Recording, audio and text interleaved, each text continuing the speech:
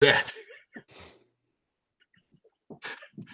Good afternoon. Hi there. How are you? And welcome into Red Pill 101, episode 12, Killing the Beta.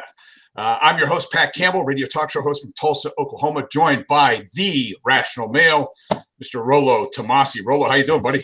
Good. I just heard that before we came on in the background. That wasn't me. Somebody else in the house. That's good stuff. Huh? Yeah. So we've got so much to talk about today. I mean, we've probably got about 3 hours worth of material. But let's start with the Jeff Bezos stuff. Okay. Sure.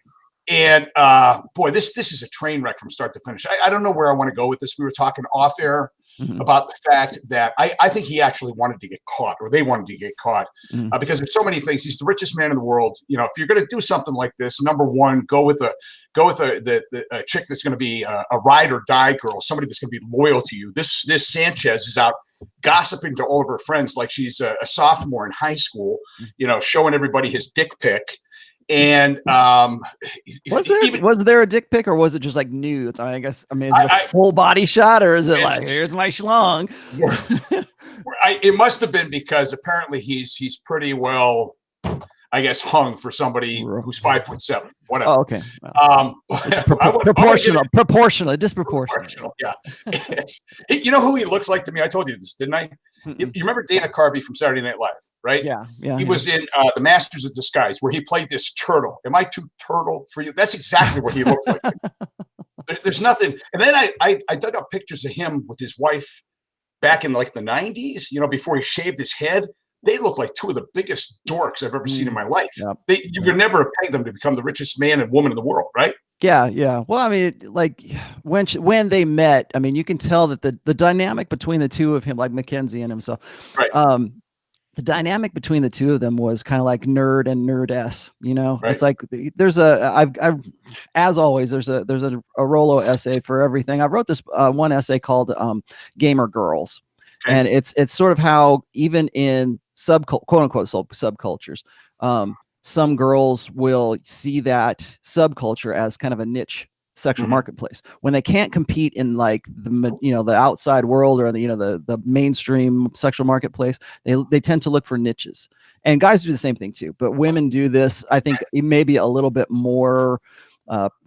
It's more pronounced in women simply because they have a different sexual strategy than guys, right? So, but I can tell that she kind of had that thing where she wanted to sort of get into that kind of culture. And then if you look at this, the first thing people are going to say is Rollo's coming down on this guy, or Rollo comes down on Elon Musk, or Rollo comes down on Jeff Bezos. Rollo comes down whoever, right? The first thing that they say is, well, first of all, the first thing they say is you're jealous. But second of all, they tend not to look underneath just the basic facts of whatever story it is. They tend to think that if the guy is successful, if the guy is rich, if the guy is, even e-celebrity, it doesn't matter who it is. If the guy has got some kind of social proof, pre-selection, and the misnomer, I think, is to classify that guy as an alpha. They ought to, well, he's got $1 million. He must be alpha. He's got $60 billion. I don't know whatever he's worth right now. Money doesn't buy you alpha. Yeah, money doesn't buy you. There's actually an essay I've written called "You Can't Buy Alpha," but what that means is, like, I think probably before we even get started on here, is we need to sort of at least define some terms here. A lot of guys think that I'm just sort of throwing out catch terms or jingoisms or something like that whenever I talk about alpha and beta and all this other stuff. I don't see alpha as like a hard, fast thing. I see it as an abstraction. We know it when we see it. Okay. It's a placeholder term for a concept or an idea, so that we can use that placeholder term to talk about more complex subjects. It's like that Supreme Court definition. I can't remember what Justice said it, but pornography. What's the definition of pornography? I know it when I see it. Yeah, exactly. Alpha, you know it when you see it. And so, like, a lot of guys get really upset with me because they have this idea that it should be this really scientific, etymological, like, okay, you guys think that you're silverback gorillas. You guys think that you're lions on the Serengeti. You guys think that you're alpha wolves in the tundra or some shit like that, right? No, I don't. we're using that as a placeholder term, you know? And so now, of course, it's like SJWs like to say, well, if you use alpha or beta in a or unironic way, then you're a moron, you know? So, well, because they think of things in literal terms, they think of in literal binaries. So when I'm talking about Jeff Bezos and I look at what he's done, and we look at, like, say he's sent dick pics, right? He sent full body nudes. If you look at, so I put the in the description right here, I put the link that we were talking about where the texts were released between Bezos and Sanchez. By the way, real quick side note on the text messages, they're so bad. Okay, they're so bad. They're so beta. They look like they were written by some great boy. On my radio program, my terrestrial radio program, I'm looking. In fact, I've got a lady in mind. I'm going to find a lady who's got a sexy voice, and I'm going to do Jeff Bezos. And we're just going to read the text messages on here. They're that bad. Try to make it sound sexy. Yeah. Well, when you read those, that they read exactly like a classic blue pill beta would write. Like, I'm going to write, you know, prose and poetry, and, you know, I'm going to write a sonnet for my love, my lady, you know. And the guys who get into a position where they don't have to learn game, they don't have to really even think about they don't have to think about intersexual dynamics. They're certainly never going to accept any kind of red pill awareness because they're insulated from it. And you and I were just talking about this before, is that you've got a guy who's like super alpha, and maybe we always say he's lucky with the girls, right? Or he's a natural. The truth is that guy has a look, or plays a character, or has a attractive and arousing qualities that have sort of manifested themselves from the day the guy was probably a kid up to what he is as an adult. And so as a result of that, he's never had to learn game because he's been rewarded with female attention his entire life. So he's like, these are the guys like you'll read on Twitter, like, you just treat them this way. And I don't know. They just I just do what I do. And they come and they sit down and they love me, you know, that kind of thing. And so you got those guys. And then you got the beta guys who, like, and Bezos is a really good example of this, is he's never had to learn game because he's been insulated by his money, by his wealth. Let me give an example for listeners, okay? Jeff Bezos versus Anthony the Dream Johnson, okay?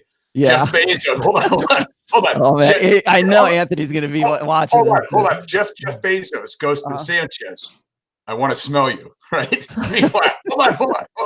And then Anthony Dream Johnson would go to a chick, he'd go, I can't wait to taste you.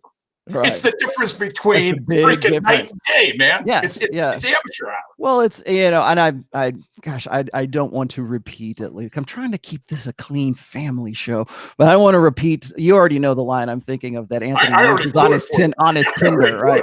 Yeah, you already know that, but I imagine that. So yeah, you're right. There's a big difference between that, how that's delivered and what the social context is and what the woman is like. Right. But like Bezos has been, I hope I'm saying his last name right.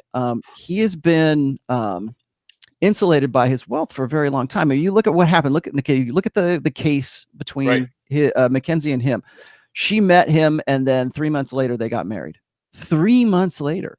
Yeah. That's like, you want a good beta indication. That's a good beta indication. Fast and Furious, man. Fast and Furious, because he wanted to get it over with. He wanted to have a wife because he wanted to move on and do whatever else it was that he wanted to do. And he, for whatever, you know, I mean, obviously by his behavior that we're seeing with Lauren Sanchez, first of all, he's very beta. And then second of all, he's doing it because he wants to stay in the game. He wants to get laid. He wants to be doing, you know, he wants the attention of a female, and he's willing to write bad poetry about it. And he's willing to take the chance of texting it on an unsecured, you know, server or whatever. I mean, this is a guy, and people were wondering about this too. They're like, this is a guy that is in the tech industry. He should know these things. He's got so much money, but he'll make the mistake of doing something like that. And of course, somebody like Sanchez is going to, you know, oh, look who I got. It's, you know, I get to, hey, lady, women talk. That's it. Women talk. Men do. Women talk. And that's what she wanted to do. And he probably knew that was coming up. Also, if you also see the stock decline, that it peaked really quick, and then it's been on its way down. And some people are saying that half of the reason for this is to sort of distract away from Amazon's declining stock value. And so he will have, and this is theoretical, I'm putting on the tinfoil hat here. I don't know this for sure, but this is what I've read. Is that the stock, Amazon stock is in decline, and he needed a way to explain why it's in decline. And so if he has to give up like half of his assets to McKinsey, then, and then he takes the stock hit, well, then at least I can tell the stockholders that, that maybe that's worse actually, because now the stockholders understand that Bezos is a full beta. And that's really what, okay, go ahead. Two things I want to throw at you. Okay, first of all, and I didn't know this until you brought it to my attention. Mackenzie radically transformed her physical appearance to please her husband. When they first met back in the early 90s, when they first got married, she looked very butch, okay? She looked like a feminazi. Now she looks very feminine. She let her hair grow out. She's very pretty, very attractive, right? So that's number one. Now, the thing that really baffled me, because the minute I heard about Bezos, I got to see a picture of the girl, right? And Sanchez, this is the fluke of all time. She's actually older. I don't know anybody that goes for an older woman. Usually when a guy goes through whatever they want to call it, midlife crisis, whatever, they dump their wife, right? And they go for a trophy wife. They go for somebody significantly younger. It's got to be either a parallel move or an upgrade. This is neither. He goes for an older chick. And then when you put the two of them together, side by side with him in the middle, they look like they're sisters, identical twins. Yeah. And that's the power of the beta right there. We were talking about this yesterday on Redman Group. Bezos he was ready to go after whatever gave him a sniff, right? He wanted to, if this girl came into his life, I don't even know how. I know that he was trying to use her. Like one of those articles we were reading, it said that they were using her for some sort of Super Bowl commercial, right? Amazon or something. He insisted on that. He was clumsy. Once he decided that he was going to do that, because he doesn't know. He doesn't know. That's what I was just about to say, is like he's been insulated from that. He's never had anything that would incentivize him to learn game or to become red pill aware. Why should he? If it ain't broke, don't fix it. Right. That's why natural alphas, they don't know anything. They really don't know anything about game, or they don't study the red pill, or I should say alpha guys who are naturals. They rarely have that incentive. But the other thing is that they tend to get themselves in the most trouble. These are the guys who end up having like multiple kids with multiple wives, because they're alpha and they're just used to that, and they're just going to do what they're going to do because that's their sexual strategy. So they're going to do that, but they end up getting in trouble. They end up having to pay multiple ex-wives and stuff. So that there's kind of a reckoning in there. So maybe hopefully after the second wife that they learn something, but usually maybe that's not even the same case. Two things. So same thing for Bezos. I want to ask people to hit the smash the like button. Yes, please do. Also, Sam Boda's in the chat room too. Thank you, Sam. Please, Sam's the moderator, so respect the man hammer. The man hammer, is that what you call him? The band hammer. The man hammer. Yeah, the man hammer. Real quick, let me just finish. Sorry. The thing about Jeff Bezos is he's never had any reason to study game or anything like that. He's focused on his business, right? But at some point he made that change, though, because remember the pictures of the before and the after. He also theoretically, I think he got on TRT and he started lifting, shaved his hair, shaved his head bald, and looks at least certainly much more masculine than his older, before pictures where he's got like, the Friar Tuck thing going. And then, and then Mackenzie, of course, sympathetically changes her look to go along with that. And we really need to do an entire show on dread, but that's an example of dread. Let's go ahead. And so what happens is the guy makes that change, and she sort of sympathetically makes that change along with it. I mean that in the terms of like, she feels that he wants to upgrade his looks and he wants to do something different with himself or present himself in some other way, probably because he's the richest man in the world and he wants to have a better look than what he had before. And so what she did is she grew her hair out long. She started wearing slinky dresses. She's never been overweight. She's actually thin as a rail. But she made herself more attractive, more feminine. Yes, she did. Now, here's another thing, because I know this is primarily for guys, but there's ladies watching, right? So here's the warning signs, ladies, because his wife should have known that he was stepping out. I had a guy, I'm not even going to use the name, but in the radio business, we had a guy that was working with us, who was about 36 years old, absolute slob. All of a sudden, one day, he starts wearing snappy new clothes. He's got some new cologne on. Well, what's going on? Well, he's hitting on a chick at work. He's got something going on there. But when you start doing wives, it's just the same with guys. If all of a sudden your wife starts working out, taking care of herself, maybe dressing differently, something's up. She's telegraphing the punch. Yeah. And he was actually telegraphing the punch to his wife that I'm getting ready to step out. Mm-hmm. Yeah. Or you start getting, that's the power of social proof. And that's the power of pre-selection, is when you step into a social situation and people like respect you, or what I say, it's funny because I can remember being when I was in the liquor, and I still am in the liquor, but when I was more involved in the liquor industry, there would be some guys who maybe they were sales reps or whatever. We would go to some kind of like a martini fest, or we would go someplace social, and we'd be together, and there'd be very beautiful people there. I mean, just people attending, and then the women that we have at the booths and stuff like that, very attractive. And so these guys would end up bringing their wives to these events. And the first thing that their wives would do is they'd cling on to the guy. And because these are dudes who see their wives at home all the time, and it's always in this comfortable setting, and it's always, we're just having, cereal at the breakfast table every morning, and I'm going to go mow the lawn. And it's like this really domestic kind of thing. And then when you switch the venue, when you switch that environment, that's when women take notice of the social proof, or the lack of social proof, that their husbands or their their long-term boyfriends, if there's pre-selection, if there's girls that like want to get with that guy, and it re-triggers this kind of limbic competition anxiety in women. And so what do? Is they will do something to initiate, they change something with their relationship, whether that's becoming more feminine or becoming more nice or whatever, because they realize they have to be reminded of the good investment that they made. And the only way to do that is to sort of rattle a woman's cage. And that's why passive dread is a very strong motivator in women. But so, that could be a good thing in a relationship too. It doesn't necessarily mean definitely. In fact, in my book, it is a necessary aspect of a healthy relationship. That's part of polarity right there, is to know, like what I always say is, like, women want men who other men want to be, and other women want to bang. Okay. And, that doesn't go away when you get married. That doesn't go away when you're in a long-term relationship. Dick pics. We got to get into this. This is like a pet peeve. Okay, first of all, I'm a father of 5, especially with my 2 teenage boys. And the weird thing is, in high school and even in junior high with the kids, it's more the girls that are sending pictures to the boys than it is the boys. But I had to talk with my boys. Do not ever send a picture of your junk to anybody. Those phones are registered in my name, or if you get pictures from girls, you got to let me know immediately the phones are in my name, because technically that is child porn, and people. Yeah, it is.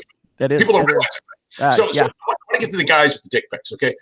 First of all, there has never been a dick pic taken of me, and there never will be. Okay. It's like, you got your iron rules of Tomasi. It's number 1 on the list. Okay. There's a reason for that. First of all, I'm very careful about my image. You won't find any pictures of me with my shirt off. I'm a guy that can pull off that look. You won't find those out there. I'm very, very careful about my public image. But when it comes to pictures, intimate pictures that people are sending each other, okay, the female body is beautiful. It's something that can be worshipped, adored, right? It can be. Yeah, right. Not always. But the female, all right. Nobody ever wakes up in the morning going, I want to see a dick pic. Okay, the fact of the matter is, it's not attractive. I mean, even if you're hung well, it looks like Snuffleupagus from Sesame Street. Okay, so when you get these guys, and I'll rattle off a list of names here. People like Jeff Bezos. You get Anthony Weiner. You get Geraldo Rivera. Some of these guys that are out there that are. It's almost like creepy grandpa, especially with Geraldo. I don't want to see a picture of you in your bathroom with everything except your junk at 2:00 in the morning because you're drunk on wine. It's almost like they need they're looking for some sort of validation from people that they still have some market value, that they're sexually desirable. And I think when guys do that, it's a very dangerous place to go, because that can always backfire on you in a very big way, even costing you your job. Well, yeah, of course. And then remember, the internet never forgets. And even if you just think that you have just taken a picture on your cell phone, it's on the internet now. Just assume that anything that goes into your phone is going to be on the internet. It is in some way, shape, or form. So dick pics. Great. You're gonna make me talk about dick pics. Well, and we kind of have to cover this because Bezos did that. And when I see that, I think beta. I think that this is something, this is an act of a man who doesn't know game well enough, or doesn't understand intersexual dynamics, and certainly doesn't understand the dangers of having done something like that, particularly in the Me Too age. Now, I'll tell you this. I talked to you about this off the air, but one of my favorite all-time quarterbacks, because he looks a lot like me, is Brett Favre. When people say that, Dave, I get mistaken for when I have scruff, when I have my 5 o'clock shadow going, people say you look like Brett Favre. And so when I heard that Brett Favre was sending dick pics to that cheerleader back in, gosh, it would have been 2009 or something like that. I can't remember. Like before he ended up really retiring, I was just floored, because it completely ruined my impression of him. It's like, it's not like hero worship, but I like the guy, right? Because he and I are the same age, and the guy has made good. He's a Hall of Fame quarterback. And then just out of the blue, he's basically having, if not a physical affair, an online kind of, back and forth with a very attractive, very hot cheerleader. Okay, at least he's got good taste. At least it wasn't like a 49-year-old chick with a bad eye, glass eye. But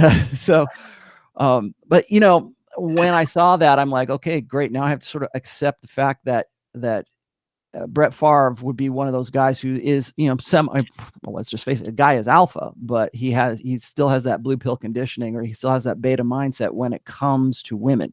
Married early, has probably gone through phases where his wife wasn't putting out for him. And obviously, I've always said this, and we talked about this in the cheating episode, there has to be two things for a guy to cheat, and there has to be opportunity, and there has to be a reason. Brett Favre had plenty of opportunity, I'm sure, but he had no reason for a while until he wasn't getting it at home, and then they start looking outside of the marriage. The chicks were always coming to him. He never had to go after them. Yeah, exactly. So he was just taking up an offer, probably. I mean, come on, he's a Hall of Fame quarterback, right?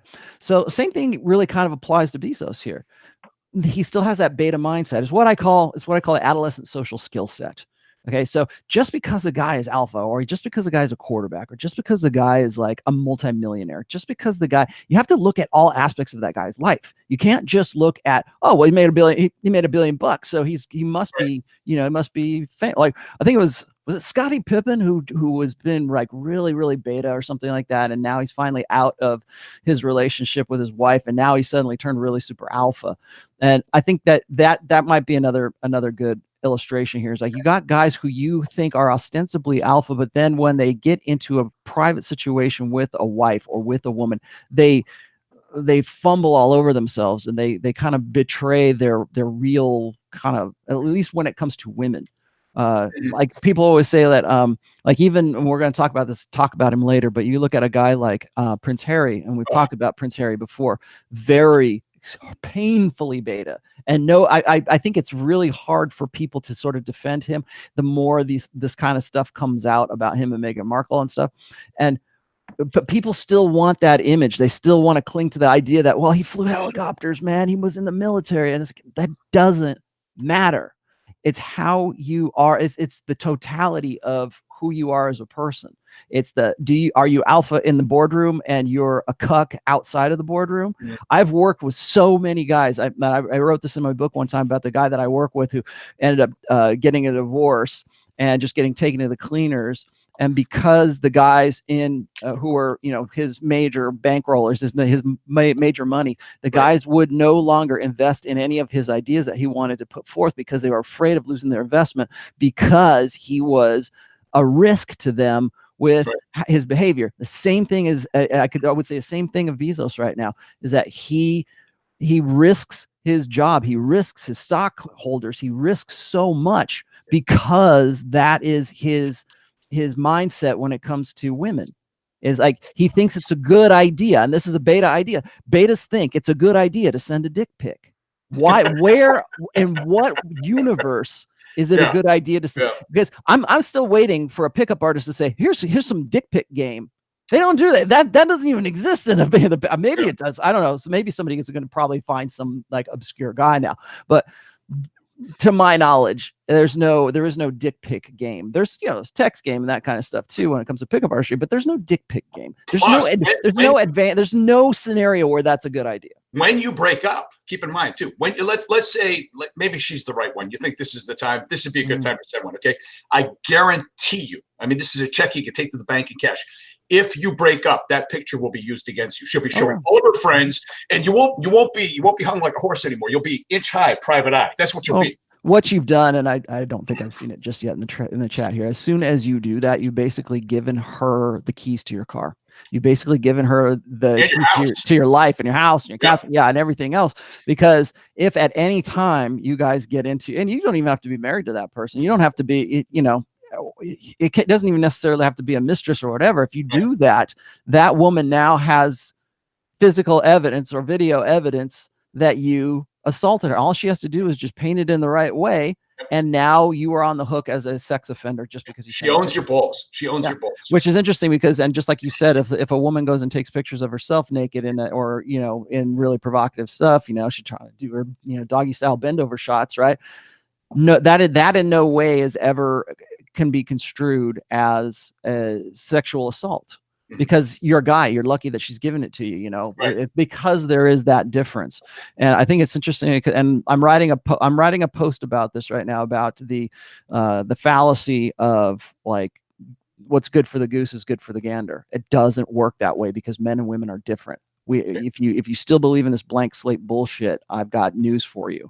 And you need to, I think even the people who think that they don't think in terms of blank slate, it's so part of them. It's so ingrained, it's so internalized that it comes out just as presumptions every so often when they're thinking about the different, the similarities between men and women.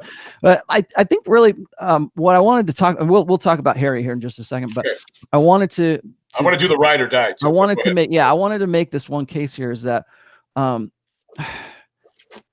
killing the beta inside of you, I think, is one of the key elements of becoming red pill aware, becoming unplugged from the matrix. You need to find some way to smash that guy and kill that guy. I think that a lot of guys, when we talk about the various stages of unplugging from the, I've got a post about that. They're basically, they mirror the stages of grief for death, right? And it's like, outrage, anger, whatever. Sure. All those things, anger, acceptance, through acceptance, right? Well, the same thing happens for guys when they are unplugging, and they have to do what I call killing the beta. And I've got the link to that essays in here too. And they have to kill that guy, because if they don't, they can't exist in a new red pill paradigm. They can't exist in a world where they're constantly, seeing the code in the matrix, right? Even if you try to go into like strict denial and just stick your head in the sand, you're still going to see things in your periphery, your peripheral awareness, that are truths in a red pill context, and you will never, there's no going back. You don't plug yourself back in. Exactly what I told. I told somebody that I've given your book to a couple of people. I said, before I give them the book, I say, you got to realize this. Once you go red pill, you can't go back. You literally cannot go back. And if you try to, what's going to happen is you're going to wind up hating yourself. You're going to loathe yourself. Right. Yeah. And you won't be able to, I mean, just even in your periphery, in your hindbrain, right, you won't be able to ignore that kind of stuff. And so what happens is, and this is why I tell guys it's important to kill the beta, because if you don't, the beta is probably going to kill you. And that's what I think we're going with Harry on this. And Elon Musk too. Yeah. And Elon Musk. I tweeted about Elon today. Yep. There's a Rolling Stone. I don't know if it's new or maybe it was the old one. Excuse me.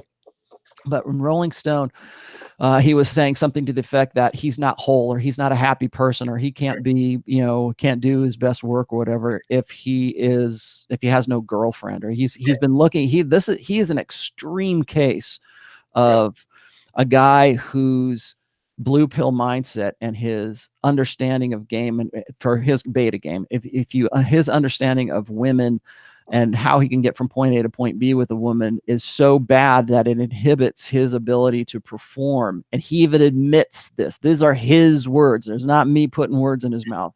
This is what he says. I can't be happy. I can't be whole. I can't be whatever. I can't be my best unless I've got, the one. And if you look at the interview between him and Neil Strauss, who, by the way, is also getting divorced.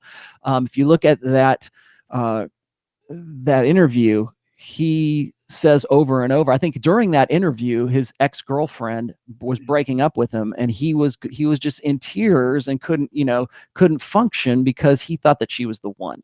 And he has a quote, thought she was the one, my soulmate. I'm looking for a soulmate. That's what he's looking for. It's Jerry Maguire. You complete me. And so what that does is that inhibits him from being the best that he could be, and this by his own admission. And of course, my joke is that we would already be on Mars right now if he could just read The Rational Male, become red pill aware, and just not give a fuck about it, and we, and then you would be, complete yourself with the red pill, and then you'll know how to deal with the women, guys like Mystery from Mystery Method, an old school pickup artist, has been suicidal since the day that Neil Strauss was writing The Game. Okay. This guy is definitely on top of his game when it comes to pickup artistry. He can get with the women. I would say he's at least marginally red pill aware, but he has never been able to kill the beta. Right. And what's happened is he can get with any chick, but he can't turn that chick into his ideal, like his blue pill ideal. Right. And I say this all the time when I'm discussing, guys who are purple pill hacks, is they want to sell that idea to those guys. They want to say, it's okay, you can do this and you can still be red pill, or you can, and I'm always saying, no, you have to cut yourself away from that. And that's why I say the stages of unplugging are similar to death, because you're killing that old version of yourself. And you're mourning the loss of that old personality that you were, because you can no longer function as a blue pill guy in a red pill world. You can't go back and get those idealistic goals and dreams and all of that crap that Disney and all of your blue pill conditioning made you believe was possible. Now, the good news is that in a red pill paradigm, you can make hope for yourself. You can actually either, I understand the nihilism. I understand the desperation, or whatever you want to call it, when you unplug, but understand that is your period of mourning your old self before you can kind of accept the new you and see that there's so much more opportunity in a red pill aware paradigm than there ever was when you were being sold on this shit that basically is just there to manipulate you. All right. So let me jump in on this. Okay. So people are asking, so how do you kill the beta? You're familiar with the movie Heat, right? With Bobby De Niro and Al Pacino. Oh, right? yeah. Oh, yeah. So there's this scene, and I got the quote here from De Niro, where he says, "Don't let yourself get attached to anything you're not willing to walk out on in 30 seconds flat if you feel the heat around the corner." Remember that? It's one of the great lines of the movie. And actually, he broke that rule. That's what got him killed in the end. Okay. But to kill that beta, you have to be, and you don't have to tell people this, but you've got to be prepared to walk away from whatever it is that you're involved in right now. For real. I mean, just that's it. Goodbye. Whatever you cannot say no to makes you its slave. Yep. And that's your drug. It's your drug. Yes. Yeah, it is. Yeah, really, it does. I want to get back to Sanchez real quick here, because loose lips sink ships. She's acting like a 16-year-old girl in high school, telling all of her friends, showing pictures to everybody. Friend of mine, lady friend, actually, Kate, she said she wasn't a ride or die chick. If you're going to do something like that, and even in a regular relationship, you want to find, and it's almost as rare as a unicorn. Yeah, you want the hell yes girl. But I want the ride or die. Okay, because me personally, I prize loyalty and being able to trust somebody. Loyalty and trust. Those are the two things. I can't even put a dollar value on those. I put those above anything. And if you find a chick that's got both of those, that's a keeper. Yeah. I knew I was going to get this questions over and over again. How do you kill the beta? How do you kill? Well, first thing you have to do is you have to understand that there's going to be a separation from you. You have to just start seeing things in a new way. You have to become red pill aware and embrace red pill awareness. Embrace the fact, like what you were just saying, is you can't get attached to things that are going to make you their slaves, right? So it's like this. It's like this. Seeing the world through different lens. Yeah. Yeah. Well, I was gonna say is Gosh, now we're gonna have to wear those, right? I'm sorry, these are my red pill glasses. That's what it is. Well, it's just to say is like there has to be that point where you accept that the red pill truth and the way that things like. I think you have to accept the fact that when you were in your blue pill paradigm, that was a false paradigm, and that was a false way of seeing things that was meant to keep you in a state of servitude, to keep you into a life that was never really of your making, because you were only told these are the only choices that you have. As a blue pill guy, you have to, we sell guys on this Disney dream of being, having soulmates. We stand blue pill. Another blue pill conditioning is believing that men and women have mutual concepts of love. They don't. And we'll be doing an episode on that at some point too. They don't.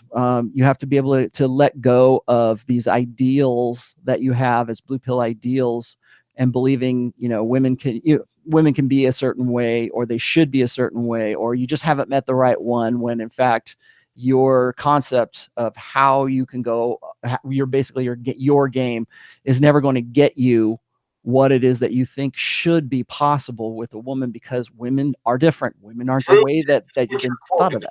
Drew, just put your quote in the chat here. Men love idealistically. Women love opportunistically. That's one acceptance that you're going to have to make back. Like, guys want to say, I don't have a magic pill for you to just kill your beta. It's a process that you have to go through, and you have to understand that what you have been taught, you have to unlearn the things that you've learned. And you have to catch yourself in those situations. Like, there's a lot of guys that I will counsel, and they will ask me these things like, was that beta if I did this? Or was that alpha if I did this? And I'm like, if you're asking me, you probably haven't internalized that yet. You probably haven't realized what behaviors look weak and what behaviors look strong.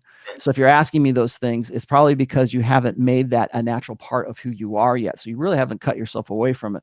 But you have to kill the beta. You have to kill that guy that was created, that personality that was made by your blue pill conditioning, before you can sort of cross over into, what I call crossing the abyss, into being red pill aware. There are ways to building a life that is based on realizable goals with a red pill awareness. There are ways to do that physically. I think you've heard me talk about John Willink before, extreme ownership. Okay. Every morning he is up at 4:35. He's in his gym. It's in his garage. He's doing squats. He's doing deadlifts. He's doing dips. He's doing chin-ups until he's blue in the face. He's doing burpees. He punishes himself because he learned when he was 18, when he first went in the Navy, discipline equals freedom. So he denies himself. He controls himself. The other thing, these guys, there's a couple guys out there pushing this right now, including Wim Hof, is the 20-day cold shower challenge. You're getting up at 4:30 in the morning, or like 2:30. Like I get up, and the first thing you do is hit cold water. That's a shock to your system, man. Yeah, I'm sure. And then you got to wake the hell up. I mean, there's nothing like a good adrenaline rush, right? It's also it's disciplinary. It's you're denying yourself, the luxury of hot water, feeling comfortable. You're not. Go ahead. I'm going to give you an example for the guys here in the chat as well. So, if you're a guy and you read my book, or you read Roosh, you read whoever, and you sort of begin to realize, you see things going on around you that they don't go according to what your blue pill conditioning would have you believe. Like, you have the blue pill conditions guys to see women in a completely different light than, say, the red pill does. And so you're thinking the best of them. You're thinking, well, women are like that. Are you looking for the quote unquote quality woman? You're looking for all of these goals for yourself that has sort of, because you believe in those goals, it turned you into that beta version of yourself that you have to kill, right? So remember, this doesn't happen overnight, because most guys become that beta version of themselves because they have been taught from the time they were like 5 years old to, never make themselves their mental point of origin, always help the girl, always be supportive, always, to be feminine is to be better than to be masculine, hate your own gender, all of the things that the village teaches us throughout our lives. And now most of these guys get to a point where they're in a moment of crisis, and their girlfriend left them because he's just too much of a panty waist. He's just too much of a beta guy, and he's not important to her anymore, and she's not aroused or attracted by the guy. And so the guy is in this kind of this state where he has to find some answers. And that's when guys start looking for the red pill. And here's the thing is, like, guys a lot of critics like to say, well, the red pill's a cult, man, because they use cult recruitment tactics and everything. No, we don't recruit. That's it. You go look for the red pill subreddit on Reddit right now. You won't find it because it's still in quarantine right now. We don't, and even when we didn't have any ads out there. We weren't putting things. I run maybe one ad for my book, right? And I do that on a red pill conglomerate blog, right? That's the only thing I ever do. But yet my book sales are crazy good. People are constantly coming to me and saying, thank you for saving my life. People are constantly coming to me to ask me questions on how to, can you help me out here and that kind of stuff. But they're looking for me. I'm not looking for them. They come to me. CrossFit is a cult. Okay. Red pill. No, seriously. Red pill. It's a philosophy. It's a way of looking at the world. It's a way of living. It's not a cult. There's no, you're not the church leader. You're not our Jim Jones. You don't feed us. But that's the thing is we don't recruit, right? And the reason we don't recruit is because guys don't have a problem when they're getting a lot of girls or when their relationship is good. They find us when they're looking for answers, and we have answers that they're looking for. So there's that aspect of that guy. So that guy's blue pill, and he tears himself away from that, and he reads the rational male, and he becomes somebody different. First of all, he's going to start running into obstacles. He's going to run into resistance from his friends and from his family, who are going to say, what's wrong with you? Why are you acting this way? You have a midlife crisis? What's the matter? Yes. Yeah. That's another great one. Are you having a midlife crisis, or why are you trying to be somebody that you're not? That kind of thing.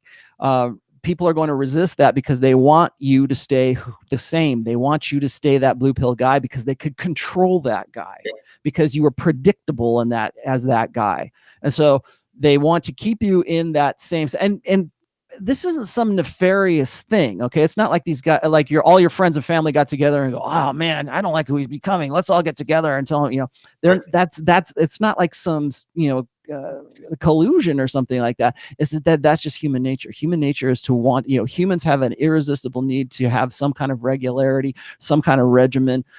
And they want to be able to, they want you to be predictable. They want things to be predictable, but they certainly want, radical ideas, like you changing into something that you're quote unquote not.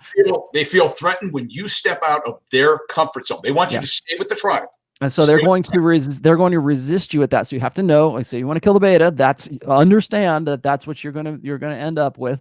I always tell guys, I said, if you decided that you were going to completely rearrange your character for whatever reason, you could have an easier time selling that to somebody in another town or another state or something. I've had people you just met that you've never met in your life. You could sell that to them a whole lot easier than you'll ever sell that to your family and friends. And again, like, the reason for that is because people want that predictability. They want to keep you back in that thing. And so you've got that. And so that also emphasizes the idea that person, that beta version of yourself, is somebody that you need to cut yourself off from, and you need to kill that beta. And people trying to drag you back like crabs in the bucket, right? They're trying to grab you and pull you back in. But if you can do this, if you can still push yourself through this, and you can say, you know what, I'm more important than their opinion of me. I'm more important than any woman's measurement of me. I'm more important. I'm going to make myself my mental point of origin. And that takes time. That takes time for you to go through it and to learn the habits and to learn the mentality of it. It's not like a habit you're breaking. It's you're actually forging a new personality for yourself. And this is one reason why I get really bent out of shape when guys want to tell me all about, the big 5 personality traits, and they want to talk about MBTI, Myers-Briggs, right? And the reason I keep saying that those things are like astrology is because we want people to be predictable. Just like I was saying before, we want to fit people into nice, neat categories that we can keep there because we can control them. Right. And so when I say it is possible, it empirically possible for you to go from being that old kind of blue pill dude and that having those beta tendencies to becoming at least a marginally more alpha, or being somewhat more have more power over yourself in the direction that your life is going, because you see the code in the matrix, because you see that the conditioning that you've had before that made you that person is all bullshit, and now you need to live a different way, and you need to live a different life, because if you don't, you're going to end up dead and buried as you died as a beta, right? And you'd rather die alpha. Perfect segue to get into Harry. Okay, so I'm just looking up Meghan Markle, and I just tweeted two stories about her. Number one of the bodyguards quit because she's so difficult to work with. Okay. Number two, I don't know if you saw this one, but they're renovating. What is it? What's it called? Frogmore Cottage. Guess how much they're spending? Frogmore. Yeah, Frogmore Cottage. Guess how much they're spending to Meghan's high standards? Guess how much? What's that? $3.8 million for a freaking cottage. I got to talk about this chick, because there's stories out there that she's down in the dumps. She's unhappy right now. And let's take a reality check. Okay, you got a 36-year-old divorcee who, in days gone by, wouldn't even be considered as marriage material for a prince or a future king down the road. And she's on the tail end of her sexual market value. At best, she's not even a B actress anymore. She's a C actress. She ought to be down on her knees thanking her lucky stars that she pulled this off. She's got to be like the luckiest woman in the world. But she's a train wreck, man. Everybody can see it except Harry. He's on the outs with his brother. He's on the outs with his family. This woman she is a master manipulator, man. She saw what he was, being raised by a beta dad like Prince Charles. She's got her claws into him, and she is controlling this guy. You said something off air this morning. You need to say on air, though. What do you think is going to happen with Harry? I think Harry's going to commit suicide is what he's going to do. And I tweeted that out earlier this week. And the reason I say that is because he is, well, first of all, he's painfully beta. And the greater whole of society, I think, really wants their prince to be like Prince Charming, right? They're brave prince. And, he's got to be an alpha dude because he's a prince. He flew helicopters. He was in the military, right? Well, again, just because you're rich, just because you have, like we were talking about Brad Pitt yesterday on Red Man Group. Just because you're Brad Pitt doesn't necessarily mean that you are alpha, and certainly not with women. Okay, you can separate those kinds of things. Yeah, maybe he's alpha to pretty much every other girl on planet Earth. But when he gets into a relationship, when he got into this is a really good a really good comparison, I think, is we got Angelina Jolie, who is very much crazy, batshit crazy, borderline personality disorder. If there is an encyclopedia entry, her face is in it.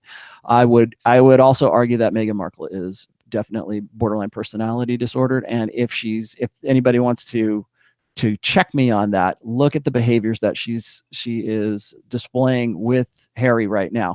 Even her own family. She's on the outs with her own family. She's out with her own. Good observation there. She's on the outs she always has been with her dad and her brother, I think. Right. They talk shit about her all the time, which of course the media tries to tamp down because they want a nice, fairy tale princess, right? Or they want her to be the feminist princess. They want her to be, the feminist princess that, got equal rights for girls in Qatar or something like that. They want that kind of, still tough, but she's a fairy tale princess, and they're not getting that because it turns out that she's just as common as any other BPD woman is. And what the thing is for a woman who has borderline personality disorder, they will get their victim. And I do mean victim, the guy who is, the guy who's in that relationship. The whole goal for at least the first part of that relationship is to gaslight, or to think that, to get that guy to think that he is the source of her problems. And if he could just change, and if he could just grow up, if he could just change and grow up and become, this ideal guy for her, that always changes, by the way. But if he could just do that, then she wouldn't be neurotic. Then she wouldn't be the way she is. I'm sure if she is BPD, she's probably crazy good in bed. And she's probably had, been really fun with him to have sex with her. But that's when his beta needs sort of kicks in. He doesn't understand he is a prince. you know, women want to marry him because they want that fairy tale. He could have any chick in the world. It's like Bezos, richest guy around. He could have anyone, and he goes anyone he wants. Tiger Mom. I know, and then guys in the manosphere says, well, if you had that kind of money, why? First of all, why would you do anything ever again? Just take your money and just live happily ever after, and your great grandchildren probably live happily ever after too. But why not just become Dan Blitzerian? Why not just go and you know, buy a place in Maui and get a bunch of really hot models to come play sister wives with you? Why would you not do something like that? Because the guy's ideals when it comes to men and women and intersexual dynamics is beta. He just he can't get around that, because that's just who he is. I talk to guys when I say you need to learn how to spin plates. And the first thing these guys tell me is like, well, I'm not that kind of guy, you know, I'm a one man woman or one woman man, you know, and and they become, you know, they're serial monogamists. That's another, hallmark of betas. Like that. You know, the book on religion, part of it, even when I was single, okay, I would not date more than one girl at a time because I felt that was somehow cheating or betraying. That was programmed into me by the church. Yes. Yeah. And that's part of your blue pill conditioning, because you have to be the perfect boyfriend. You have to be supportive. And God forbid you be like your old man who cheated on your mom, right? Or, you know, something like that. You don't know, because you never know the real story. But you don't want to be that dude. You don't want to be the guy who is out there. Because beta guys play what I call blue pill game, and that blue pill game is identifying with the feminine. When women said you need to be more in touch with your feminine side, they took that to heart. They believed in that lie. Okay, and so what they do is they build an image of themselves and a personality for themselves, and just kind of a lifestyle around themselves, or rules, like you were just saying.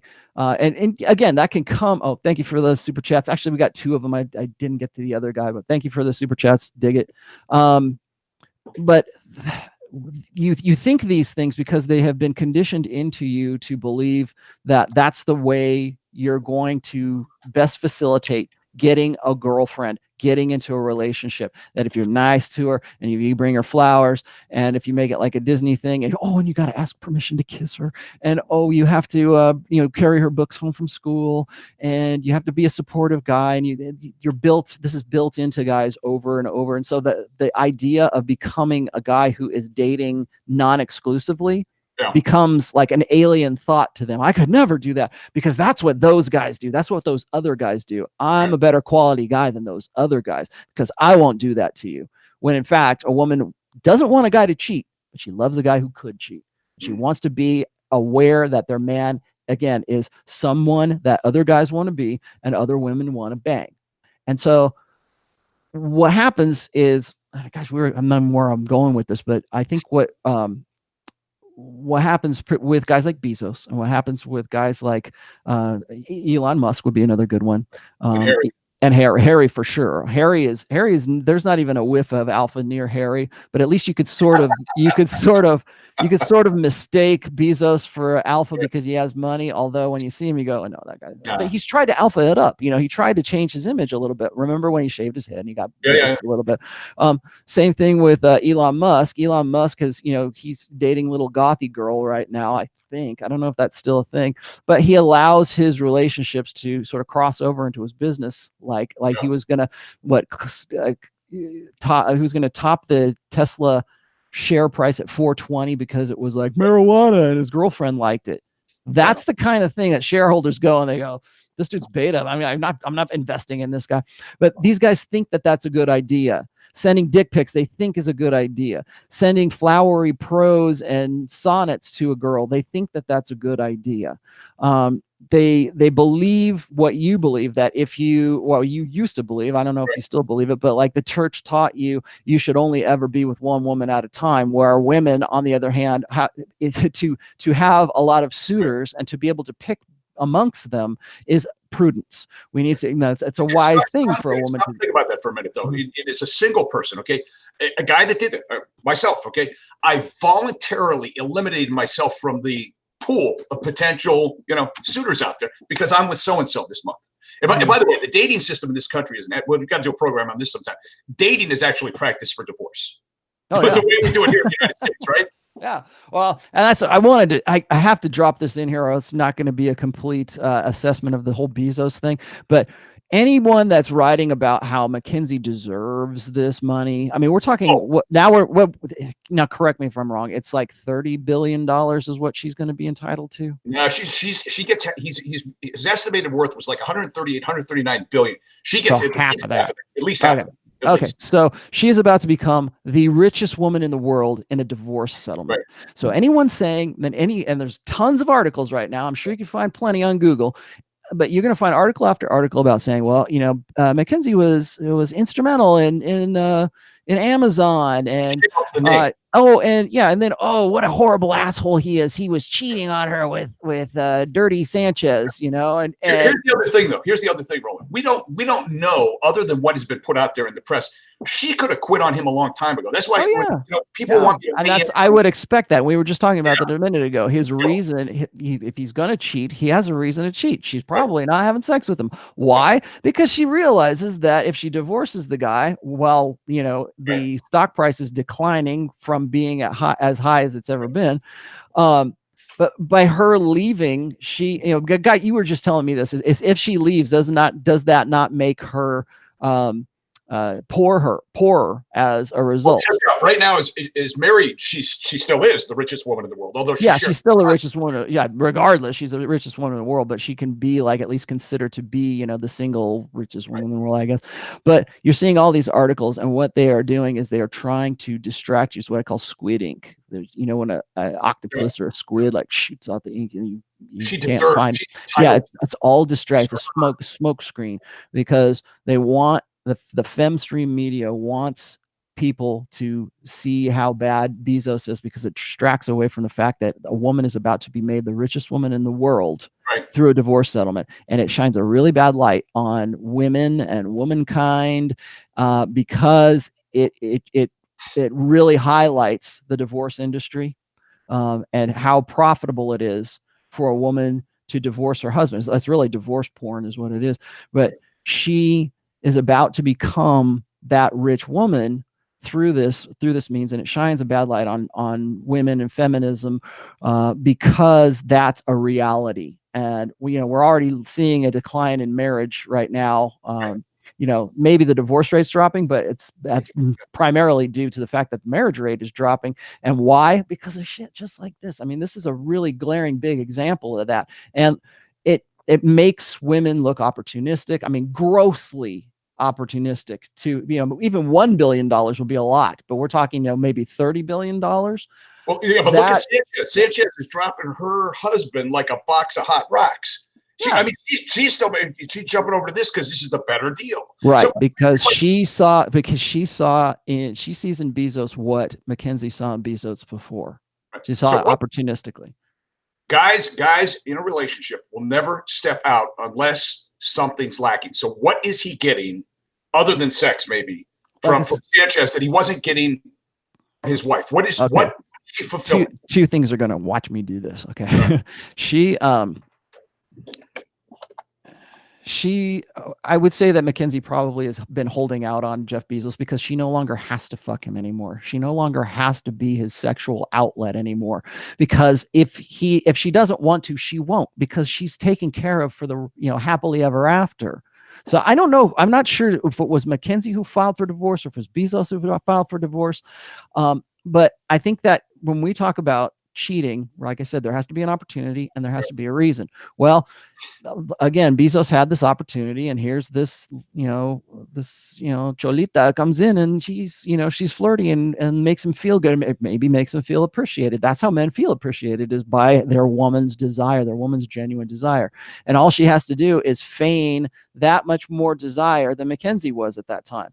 And so now he has this kind of well, she would be fun, or she's more, and then, according to those stories, he was trying to pay her off for her silence. Right. He was trying to keep it all hush hush. Which didn't work. Which did not work. And the other reason I was going to say is, and this is getting back to what we talked about, how betas have this mindset about being exclusive, and beta men tend to be serial monogamous. They monkey branch, and that was his monkey branch. Was she was there, and she was at least somebody who was giving. I don't know if they've had sex yet, but obviously they've been passing naked pictures between the two of them. Oh, and here's the other thing. They've been followed for the last 4 months. Private detectives from the National Enquirer have followed them for over 40,000 miles. It's like, you're the head of Amazon. Do you not have security telling you, hey, we got somebody tailing us here? How does that happen? How does that happen? Yeah, because that, again, the beta that is Bezos doesn't care about that. His higher priority is getting with Lauren Sanchez. It's his higher priority is doing, because he's never had, first of all, he's never had any incentive to have some kind of introspect or to understand the nature of women. In fact, if I were a betting man, I would bet that he probably at some point, I think you'd probably find quotes of him like saying how we need to empower women, or he was probably on board with male feminism at some point, probably because his wife was all about that. I don't know what his advocacy is or his political stripe is, but if he follows that same profile for rich beta men, he probably wants to identify with the feminine. And the way he does that is by saying, I'm about Me Too, or I want to go for, like Anthony Bourdain. Anthony Bourdain was very outspoken when it came to Me Too because he was dating Asia Argento, which is another great example of this how betas get themselves in trouble. Anthony Bourdain is dead because the beta killed him, because that mindset and where he was, and people want to say, well, Bourdain was alpha and he would do all this and he didn't take any shit from anybody. Yeah, but he took shit from Asia Argento. He thought that was a good idea because he still was stuck in that blue pill mindset, and eventually that put the noose around his neck. And she was there that facilitated that. Also, arguably, maybe she's a BPD as well. That's one of the reasons why I say that Harry's going to end up killing himself. And that's another reason why guys like Brett Favre, guys like Jeff Bezos, think that it's a good idea to send dick pics, or think that it's fun. She'll like it. It'll convince her to have sex with me. That's beta thinking. Beta thinking is, if I send this, it won't be creepy at all because we're, I'm on board with women's rights, and I think like a woman. But they're trying to negotiate desire. You can't negotiate desire. Yeah, because they know nothing about it. They wouldn't even know genuine desire if it can. Anything looks like genuine desire to a guy who's beta. Anything, even every kind. Understand that guys who are in that 80 percentile of beta guys, they think that transactional sex is the only sex, that I give you X amount, or I provide for you in such a way, and then you give me sex. It's not having the sex where it's genuinely validating to the girl, the enthusiastic consent sex. Guys who are betas don't get that. Okay. Or if they do, it's for a very short time, because eventually that beta self ends up sabotaging them. That beta self sabotaged Bezos.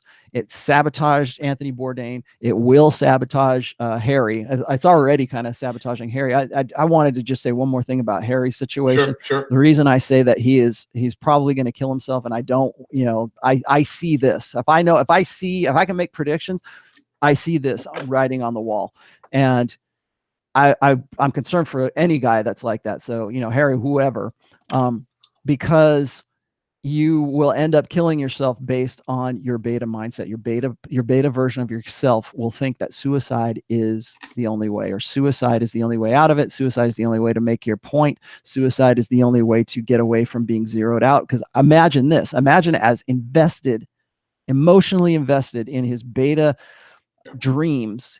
The humiliation Harry when he's stumped. Yeah, exactly. Imagine when he gets zeroed out, and he would say, well, he can't get zeroed out. He's the prince. He's got all kinds of money, and women will want it. He'll be zeroed out because the beta in him will be zeroed out. The beta side of him that wanted all of that idealistic Disney fairy tale shit to come true, that will be zeroed out, and that will put the noose around his neck, just like it did for Anthony Bourdain. And the minute that child is born, if I were Prince Harry, the very first thing I would do is get a DNA test. Yeah. I'm telling you, you know what I'm talking about. It is not out of the realm of possibility that she would have knocked up with somebody else. Well, I mean, consider how old she is, though. I mean, is she like 38 years old? 37. She's 37 years old. Yeah. Well, I mean, I guess she could still have kids, but yeah, I mean, and that's, he comes from a line of very painfully beta guys too. Oh, his dad was an absolute. His dad was, and then look at how history repeats itself with Diana and Prince Charles, right? Prince Charles was a painful beta, and you seeing all of this painful beta behavior from a woman she's going to start feeling trapped very soon. I'm BPD or not, she's going to start feeling trapped by it. She's got him to change his habits.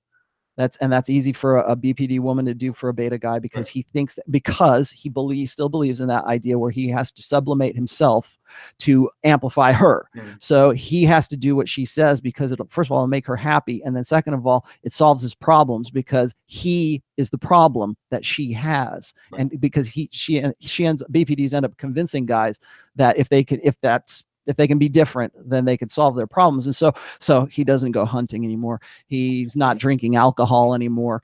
I forget what the vegan lifestyle. Yeah, he decided he wants to be a vegan, and he's doing all of these things. And it's interesting. It's like, I hear women say, well, isn't that good? Isn't that good that he's not drinking anymore? Isn't that good? I'm like, no, what's not good is he is acquiescing to everything that she says. There's too much parity in their relationship. Like I said, there needs to be polarity, power and authority. Yeah. And so she basically owns him. He can't say no to Meghan Markle. So he is thus a slave to Meghan Markle. And I would bet dicks to donuts that she is his mental point of origin too. So that's why I say he's probably going to kill himself. And if he doesn't kill the beta will kill him.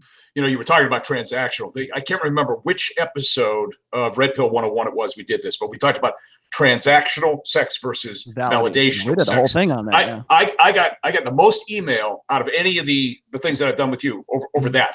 People, they're like, what is this validation? I've never heard of that before. What's it like?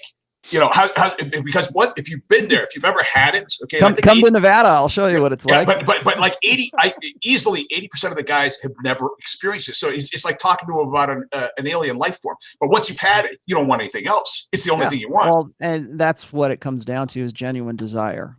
You want the hell yeah girl. That's why a lot of guys, I think, are getting too distracted by the fact that Bezos is going out with a 39 or with a 49-year-old, and she's not even that attractive, and he could get so much better. Well, he could get so much better, but only in the sense of transactional sex as opposed to validational sex. Unless you got somebody who's a real good actress, he's going to be the only. I would say that probably for the rest of his life, he will never know anything but transactional sex, because he has so much money. So even if it isn't, the doubt is always there. He's always going to be thinking, is she just banging me or is she acting this way because she wants me to take her out to California Pizza Kitchen tomorrow? I don't know. So what can you do for me? It's opportunism. That's not love. That's not a relationship. That's usership. That's what female love is based on. Is based on opportunism, and I don't mean that in a negative context. I have to restate that over and over. Women go, "Oh, well, you think we're all opportunists?" No, I think that's just what best describes how hypergamy dictates and colors the way that you will allow yourself to love that another guy. So if a guy isn't in some way something of a representation of what she would think of as a hypergamous ideal, she will never get to the point where she can fall in love with that guy. That's why women don't fall in love with 400-pound incels who never leave the house, right? That's why that's not attractive to. I mean, that's just simple like evolutionary psychology. Is there are certain things about men that are going to be attractive, and that biological fact, that part of women's mental firmware is always going to dictate how they interpret men in an emotional capacity as well. So if a guy if a girl gets with a really super hot guy that's like what she would consider an alpha, and she'll pine for that guy, years and years later as an alpha widow. Well, the reason for that is because she has that ideal that he fit, like that hypergamous ideal. And so that relation, that biological, really, I mean, it's really completely Darwinistic if you think about it, but that Darwinism is influencing that emotional response. And then that's why that woman ends up loving that guy, because he had something about him. And that doesn't necessarily have to be true. It could just be the perception of it. The guy could be a really good liar, but that's what triggers that. And people who want to say, well, pickup artistry is bullshit. Like that's part of the element that pickup, that good game right. plays upon, because you leave that impression, you leave that emotional association of yourself if you if you do it right. Let me jump in here because we're getting towards the end, but you also promised a bonus. Oh yeah. Why is it? Why is it that allies, for example, male feminists, are at greater risk of being accused of sexual misconduct than your average man?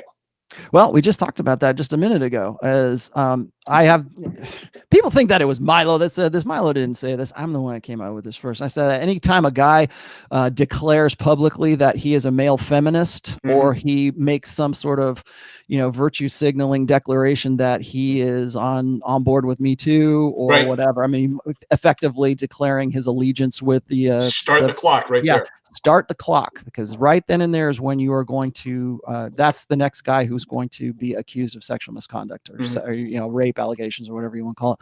He's going to get Me Too'd. Me Too is now a verb. So so what is it about those guys? Why is that the case? Well, first off, most of these guys are betas.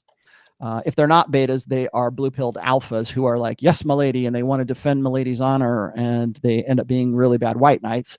But most of them are betas. And what happens is they suffer from the same lack of game. Oh, thank you for the $5 chat. Thank you, super chat. He's got a quote for you there. It says, if you don't kill the beta will kill you. Kill you. The Rolo. Yeah. The Rolo. Yeah. Anyways, but so you've got these guys who still have that feminine primary ideal as their mental point of origin. Like they're thinking of because they think that the better that they identify with the feminine, that the better off that they'll be. We have this hashtag, she still won't fuck you, right? And the reason that's funny is because all of the, at a moment's glance that these guys are saying what they're doing. They're virtue signaling in the way that they are, because they think because that's part of their game. They think that will endear women more to them. They think that by identifying and becoming more alike with women, this is what I call identification games. Like I have a great, if you haven't read it, go read Identity Crisis on my site. Really, this is exactly what I'm talking about here, is guys think that likes attract. So the more feminine they are, the more they get in touch with their feminine side. They believe that lie. They believe that men need to get more in touch with their feminine side. Of course, we never talk about the masculine side for women, but they think that is the key to understanding women. So if I understand women and identify more with them, and I'm more sympathetic to what they have to say, and I'm a sensitive guy, and I'm a good listener, and I'm all those other things that they want me to be, then I'm going to get laid. And because that's what guys do, because we're deductive problem solvers. We think, okay, A plus B plus C equals D, right? If I want sex, I got to ask a woman, how do I get sex? I ask her and she tells me, then I have to change myself and to be the way that this woman this woman told me that women want, and I have to become what women want, and then I'll get sex. And so along the way, the corruption is that, first of all, women don't know what the hell they want, and they want different things at different times in their lives, and they want different things actually at different times of the month. And so when you look at the deductive problem solving capacity of men, and then you apply that to intersexual dynamics, it seems like, especially when guys think of things and think of sex in terms of transactions, if I do A and B, I'm going to get C. And so that's what these guys think. That's what male feminists think. They believe in the deductive logic of it, and they also believe, first of all, in blank slate equality, because they think that men and women are just the same, and that gender is just a social construct. I mean, almost universally they believe these. They buy into the whole feminist, promoting feminist ideals, or they want to seem like they're on the side of a feminist, because that is what is going to endear them to the most amount of women. And so what happens is they do this, and then you combine that with this idea that they feel like they are more familiar with that woman because they get in touch with their feminine side. I got another super chat here. Don't let me forget that one. Yeah, because they align themselves with women, they get too comfortable with women. And so they think that they're on women's side, and that women will acknowledge that. That's why feminists never call men. They call them allies. I call them Vici males, whatever, but I also call them allies, because that's all women see them as allies. They don't see them as sexual They don't see them as sexual beings. They don't see them as sexual potentials. I've read article after article about women who've just sworn off, I will never date another male feminist. And the reason that these guys get these allegations is because they become too comfortable and they think that their beta game is going to work. And they're even more comfortable because they believe the lie that they're on women's side, and women think that they're on women's side, and therefore that makes them more desirable. And so they let down their hair and they send a dick pic, or they in some way touch a woman inappropriately, or they just basic stuff, or the basic beta game that they think should work, but it doesn't. And so they let their guard down is really what they do. And so they think that they're going to be familiar with a woman. They try to become physically familiar. They try to, go somewhere beyond just asking a woman out. And then that's when the allegations start, because once that male feminist, like most male feminists that you've heard of, like we always say that, the countdown begins, right. Those guys have some degree of fame. They have some degree of social proof. They have some degree of money. So there's an incentive for women to go after these guys because they're easy targets. They want to be familiar with women. Well, here's the thing. Familiarity breeds contempt. Mm-hmm. Yeah. You've heard that before, right? Yeah. Well, it also breeds laziness on the part of beta guys. That's really, you want to know why Bezos is in the situation he's in, is because he got lazy. He got comfortable. He thought that he can do whatever he wants to, and which is complete stupidness. But you can tell that he was comfortable with sending her, sexy messages, and comfortable with sending her dick pics. And this is a guy who's oblivious to the dangers that he himself is in for his personal, his personal company, integrity, his company, his shareholders, all this stuff. But he's oblivious to that because he's beta, because he thinks he's doing it the right way. He thinks that doing what he did with Sanchez is cool. It's okay to do that because he got the money. That's what I hear guys all the same. Well, he can afford it. He can't afford it. He can't afford shit, man. That's a lot of freaking money. You're about to make the richest woman in the world. Right. So it could be the most costly mistake he ever made. Yeah, and his shareholders' mistake too. So you want to hit that super chat? Yeah. Would you? Let me see. It's William. You want me to read it? I've got it. Yeah. Go ahead. I've become very big on looking for genuine desire from a woman. If she's not showing it, then there's no need to waste my time with her. I think a lot of guys can benefit from applying that. Spot on. Yes. Yeah, that is that's mode one. Really, that's Alan Roger Curry's wheelhouse. Really. I think that there's something to be said about pickup artistry and dating not exclusively or spinning plates, because it is pragmatic. A lot of people think it's like, oh, it's so dehumanizing, or it's not, you're not giving women a fair shake by doing that. I know that you are not wasting your time is what you're doing. And I'm a little bit different than Alan Roger Curry. Alan Roger Curry is just right up in your face. Like, do you want to have sex with me or not? Right. Yeah. Right. And that's maybe not in those words, but that's the vibe that you're getting from the guy right away. I'm more of I have a 3 strikes rule. If you read any of my work on, wait for it, like my iron rule of Tomasi number 3, never, the sex is never worth the wait. If she's trying to make you wait for it, 3 strikes. I always say that, within 3 dates, you should know whether or not that girl has any genuine desire for you. And if not, abort, just eject out of that situation. And women get really pissed off at me for saying that, but the reason they get pissed off is because they want to have as many opportunities or as many, orbiters as they can possibly have, because it gives them, first of all, it feeds their ego. And then second of all, it is their potentials. Like we always talk about the plan B guy. She's might be with the plan A guy at this moment, but she's got 4 or 5 other plan B guys. And if I'm taking that away from them by saying, don't, 3 strikes are out, then that's what pisses off the women for that.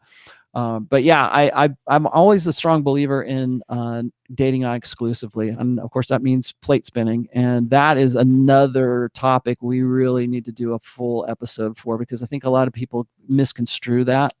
They think that, just go out and bang as many chicks as you can possibly bang. right? And that is not what spinning plates is all about. I don't necessarily think that a guy has to be having sex with every single one of his plates. They have to be potentials. Like maybe you've got 2 girls that you are having sex with, and you've got like 2 or 3 other girls that you're not having sex with, but you would like to be having sex with, and maybe you're on date number 2 or 3 with those, and seeing if those opportunities are going to be available to you. Like maybe you're going to add them to the roster, right? So yeah, well, I agree. I think that it's not punishment, though. Everybody needs to understand that just because it's 3 strikes you're out, it's not to like teach that girl a lesson. She didn't put out for me. That's not what it's about at all. It's just pragmatism. It's just getting out of a bad situation, or what looks to be a non-productive investment. All right. Again, I want to encourage everybody to hit that, smash the like button, please. Yeah. Share us on social media, whether it's Facebook, Twitter, Instagram, what have you. Yeah, I'm going to be doing an AMA right after this, probably at about 3:30. I just wanted to make this quick announcement before we sign off here. I was going to be doing a new show, which is called Religion and Red Pill and Religion, right? To sort of coincide with my book release. The guy that I was going to have on ended up canceling on me, so to fill that space, I'm going to do an AMA like I said I was going to do a long time ago. So now I'm going to do that here in going on 40 minutes. Okay, so how do people get the questions to you for the AMA? I'm just going to take them out of the chat. If you want to give me super chats, that's fine too. But that's great. If you want to go to the front of the line, you can super chat. But I look at all the chat. There's another super chat in there. Somebody talking about one of the best articles you ever wrote was on the creep series. Was that 3-part or 2-part? It was a 3-part creep series. Yeah. It was. Yeah. Was that even day game can get one deemed a creep if you aren't Thor. Yeah. Yeah. I liked going over the creep series because I think that too many beta guys don't understand what a woman means when she's calling a guy a creep. Yeah. And it's not just being sort of this innocent, sexless drone of a beta. It's you're giving that woman a feeling that stalker. That something's wrong. But anyways, I'm going to be doing an AMA here in a little while, and I don't know if I'm going to do a show on Monday. I think this will probably be it. People really love the Tate show. I thought that was really good. I'm going to do that a little bit more often, I think, and either do one-on-ones, or I'm going to have guys give me questions, and we'll just the Tate thing was pretty interesting. I've never seen him talking with you before. Tate's great, but just don't have him on the terrestrial radio show. Yeah, we got to clean up the language a little bit there, right? So, all right, let's wrap this one up, and then we'll be back next Sunday, same time for Red Pill 101. Sounds good. Episode 13. All right, thanks everybody. Yep.